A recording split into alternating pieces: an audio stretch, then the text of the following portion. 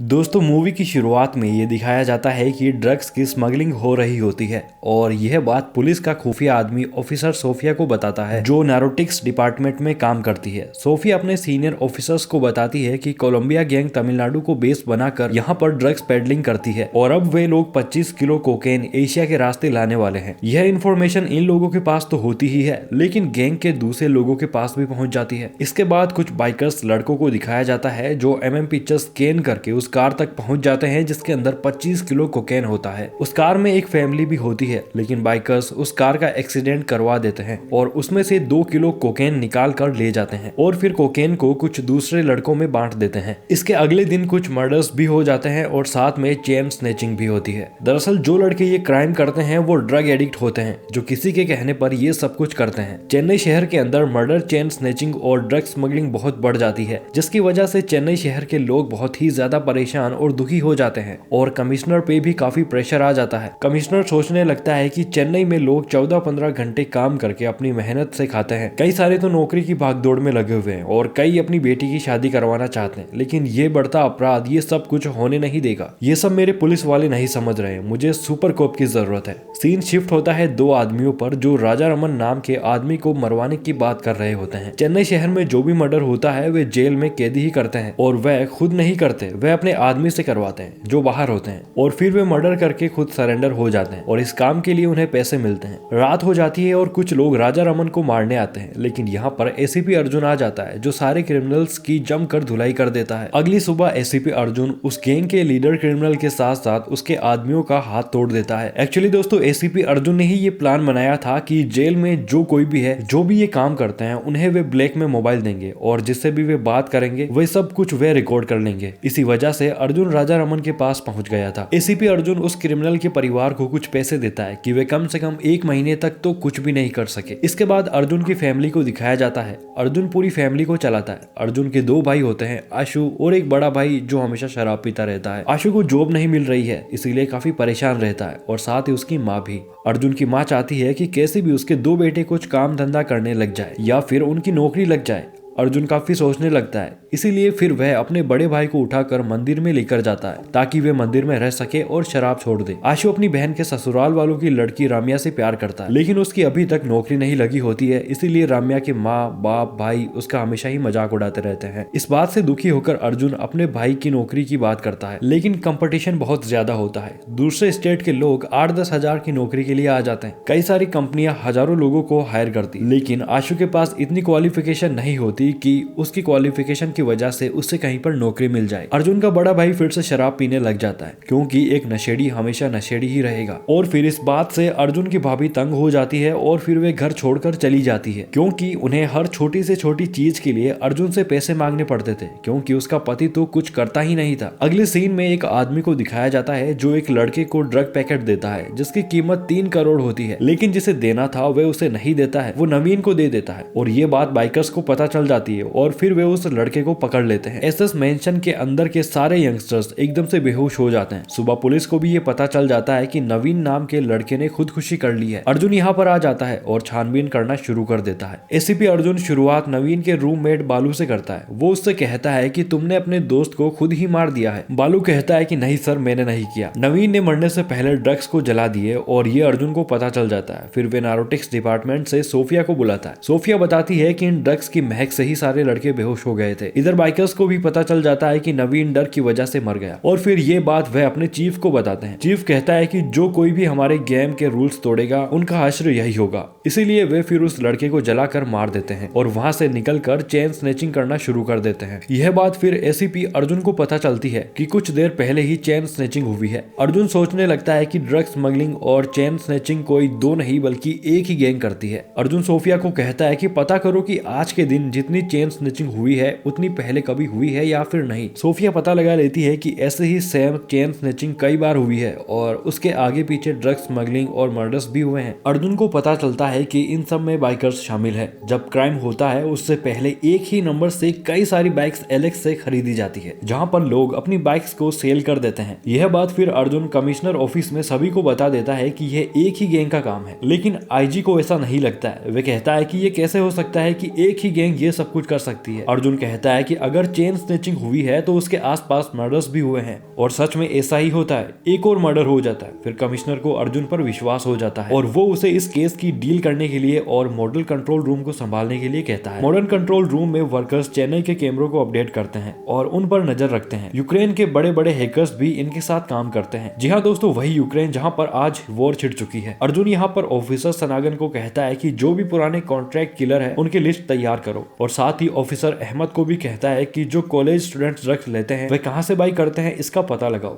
इधर bikers gang के chief को पता चल जाता है कि एसीपी अर्जुन उन्हें पकड़ने के पीछे पड़ा है, इसीलिए फिर वे अपने एजेंट्स को बोल देता है कि उसकी फैमिली और उस पर नजर रखो। आशु अपने भाई अर्जुन से एक एप्लीकेशन देने के लिए कहता है ताकि उसकी नौकरी लग सके, लेकिन अर्जुन मना कर देता है क्योंकि अगर वे ऐसे ही अपनी अप्रोच से अपने भाई आशु की नौकरी लगवा देगा तो किसी गरीब का हक छिन जाएगा। राम्या का बर्थडे होता है जिससे आशु प्यार करता है। यहाँ पर सभी को पता चल जाता है कि आशु और रम्या दोनों एक दूसरे से प्यार करते हैं, और ये बात पहले किसी को भी पता नहीं होती है। रम्या के घर वाले मना कर देते हैं कि वह एक बेरोजगार के साथ अपनी बेटी की शादी कभी नहीं करेंगे। आशु इस बात पर बहुत गुस्सा होता है और बाहर चला जाता है। कोलंबिया गैंग को दिखाया जाता है जो उन लड़कों को पकड़ लेती है जो चेन्नई में इनका माल सप्लाई करते हैं, लेकिन इस बार 2 महीने से कोई इनका माल नहीं लेते। इस वजह से डीलर इन पर बहुत गुस्सा हो जाता है और इन सबको मार देता है। वहीं सोफिया के पास इंफॉर्मेशन आती है कि 1 टन माल जिसकी कीमत तकरीबन 3000 करोड़ है वो चेन्नई में आने वाला है, और यह इंफॉर्मेशन सारा चीफ को बता देती है और कहती है कि जब तक इस शहर में अर्जुन है हम कुछ भी नहीं कर सकते। ये बहुत रिस्की होता है, लेकिन चीफ कहता है कि कोई भी हमारे नेटवर्क तक नहीं पहुंच सकता और पुलिस हमें कभी भी नहीं पकड़ सकती। लेकिन अब इस चीफ को क्या पता कि अर्जुन क्या चीज है, और ये यहाँ पर फुल कॉन्फिडेंस में होता है। इंस्पेक्टर शशि कॉलेज के लड़कों को पकड़ लेता है और वे बताते हैं कि वे किसी वेबसाइट से ड्रग्स को मंगवाते हैं और कोई बाइक से इन्हें देने आता है और वह किसी राव ब्राउजर का यूज करते हैं। ये बात अर्जुन को पता चलती है और फिर वह प्लान बनाकर क्रिस्टियाना और दूसरी ऑफिसर लड़की को अपनी सेल्फी के लिए कहता है, और फिर उन 2 कॉन्ट्रैक्ट किलर को फोटो भेज दी जाती है जो अब लोगों को मारना बंद कर चुके हैं। एक ऑफिसर उस कॉन्ट्रैक्ट किलर के पास जाता है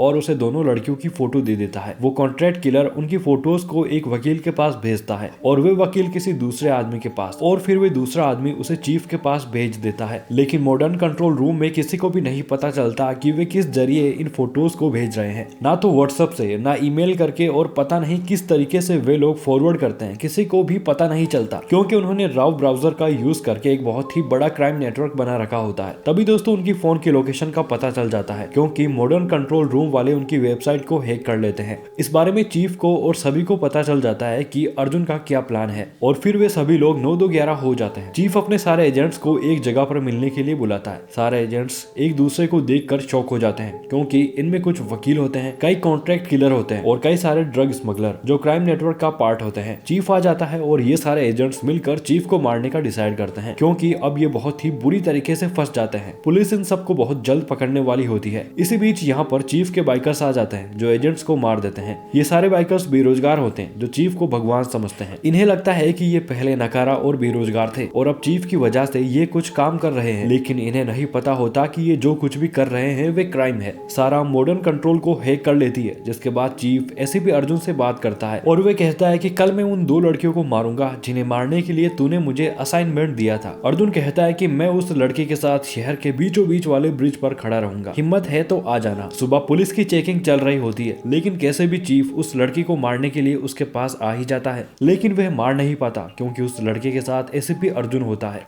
एसीपी अर्जुन चीफ के पीछे पड़ जाता है, लेकिन चीफ अर्जुन को चकमा दे देता है। अर्जुन जिसे चीफ समझकर पीछे पड़ा था वे कोई दूसरा आदमी होता है। दरअसल चीफ का ये प्लान होता है कि अर्जुन बिजी रहे और वे 1 टन माल को उड़ा ले, लेकिन फिर चीफ को पता चलता है कि अर्जुन कहीं और है। वह आदमी भी अर्जुन नहीं होता है जो चीफ समझकर दूसरे आदमी के पीछे पड़ा होता है, और जिस गाड़ी में 3000 करोड़ वाला माल जा रहा होता है उसके अंदर सोफिया बैठी होती है और वे बाइकर्स पर गोलियां चलाने लगती है। इधर चीफ को पता चल जाता है कि एसीपी अर्जुन ने प्लान करके ये सब किया है और फिर अर्जुन चीफ के पीछे पड़ जाता है। दरअसल दोस्तों एसीपी अर्जुन एक बाइक रेसर चैंपियन होता है जो हवा में भी बाइक चला सकता है। मूवी की कहानी पर आते हैं। एसीपी अर्जुन चीफ के पीछे पड़ा होता है, लेकिन चीफ चकमा देकर निकल जाता है और चीफ के आदमी एसीपी अर्जुन को दबोच लेते हैं। लेकिन अब चीफ के टेटुओं को क्या पता कि एसीपी अर्जुन क्या चीज है। चीफ सारा के पास चला जाता है और वहां से बाइक एक्सचेंज करके एसीपी अर्जुन के पास आ जाता है, लेकिन अर्जुन सबको पछाड़कर चीफ को पकड़ ही लेता है। जब एसीपी अर्जुन चीफ से पूछताछ करता है तो वे कहता है कि मैं ये सब लीडर के कहने पर करता हूँ, जो वो कहते हैं वैसा ही मैं करता हूँ। अर्जुन को पता चलता है कि इसके पीछे और कोई दूसरा आदमी है। तभी दोस्तों पुलिस अर्जुन के भाई आशु को पकड़कर लेकर आती है। चारों तरफ ये न्यूज फैल जाती है कि एसीपी अर्जुन का भाई स्टेन स्लेव्स बाइक गैंग के साथ काम करता है। ये सब कुछ देखकर एसीपी अर्जुन पूरी तरीके से हिल जाता है कि उसका भाई ये सब काम कर रहा है। आईजी अर्जुन को कहता है कि तुमने बाकी क्रिमिनल के साथ जैसा किया वैसा ही तुम अपने भाई के साथ भी करो, उसका भी एनकाउंटर कर दो। एसीपी अर्जुन कहता है कि मुझे इस केस में डाउट है, मुझे ये सब कुछ जो हो रहा है इसकी वजह तक पहुंचना है। कमिश्नर अर्जुन से कहते हैं कि तुम अपने भाई का हाथ तोड़ दो ताकि मैं ये साबित कर सकूं कि तुम अपने भाई के साथ बाकी क्रिमिनल जैसे ही सलूक करते हो और मैं इस केस से तुम्हें हटाना नहीं चाहता। फिर मजबूरी में अर्जुन को ऐसा करना ही पड़ता है और वे अपने भाई का हाथ तोड़ देता है। अर्जुन की माँ उससे कहती है कि तुम ऐसा नहीं कर सकती, तुम अपने भाई को मत मारना। अर्जुन कहता है कि मैं कैसे भी आशु को वापस जिंदा लेकर आऊंगा। अगली सुबह जब चीफ और आशु को दूसरी जेल में शिफ्ट किया जा रहा होता है तभी चीफ के बाइकर्स आ जाते हैं जो पुलिस बस पर अटैक कर देते हैं। चीफ के बाइकर्स वो हर तरीका आजमाते हैं जिससे वो चीफ को बाहर निकाल सके, लेकिन एसीपी अर्जुन ये होने नहीं देता। काफी देर तक इन सब के बीच में लड़ाई चलती रहती है, लेकिन फिर चीफ को बाइकर्स निकाल ही लेते हैं। कुछ कांस्टेबल घायल हो जाते हैं और कुछ तो मर भी जाते हैं। एसीपी अर्जुन अकेले कुछ भी नहीं कर पाता। वह अपने भाई को रोकने की कोशिश भी करता है, लेकिन आशु अपने ही भाई के सिर पर मार देता है और चीफ के लोगों के साथ चला जाता है। अगले दिन न्यूज फैल जाती है कि साटन स्लेव्स बाइक्स गैंग ने अपने चीफ को बाहर निकाल लिया है और कई सारे पुलिस वाले मारे गए हैं। इसीलिए अब एसीपी अर्जुन को सस्पेंड भी किया जा सकता है। एसीपी अर्जुन हॉस्पिटल में होता है, तभी उसे चीफ कॉल करता है और कहता है कि वह उसके भाई की बदौलत अपना बिजनेस आगे बढ़ाएगा। अगर एसीपी ने कुछ किया तो वो उसके भाई को मार देगा, लेकिन अर्जुन कहता है कि मैंने अपनी माँ से वादा किया था कि मैं आशु को जिंदा वापस लेकर आऊंगा, चाहे कुछ भी हो जाए। तू किसी भी कोने में छुप जा, लेकिन मैं तुझे ढूंढ कर ही रहूंगा। आशु की याद में उसकी माँ तड़पती रहती है कि आशु वापस जरूर आएगा और वे खाना पीना सब कुछ छोड़ देती है। कमिश्नर को मजबूरी में एसीपी अर्जुन को इंस्पेक्टर बनाना पड़ता है, क्योंकि सारे लोगों को ऐसा लगता है कि जो कुछ भी हुआ है वे एसीपी अर्जुन की वजह से हुआ है। सोफिया को प्रमोट करके एसीपी बना दिया जाता है। जब अर्जुन सोफिया से मिलता है तो वो रोने लगती है। तभी अर्जुन कहता है कि हमें हिम्मत नहीं हारनी है, हम कैसे भी उन तक पहुँच कर रहेंगे। और फिर वे सोफिया को एक प्रूफ भी दिखाता है कि हम इस बाइक वाले की मदद से उन तक पहुंच सकते हैं। अर्जुन कांचीपुरम में चला जाता है जहां उसे कुछ छोटे मोटे चोरों को पकड़ना होता है, लेकिन अब अर्जुन यहां से सोफिया के साथ मिलकर इस केस पर काम करेगा। मॉडर्न सेंट्रल वाले पता लगा लेते हैं कि वे बाइक वाला कहां है और फिर यह बात वे लोग अर्जुन को बता देते हैं। अर्जुन उस जगह पर पहुंच जाता है जहां पर वे बाइक वाला होता है, लेकिन उसके साथ वहां पर कई सारे और लोग होते हैं।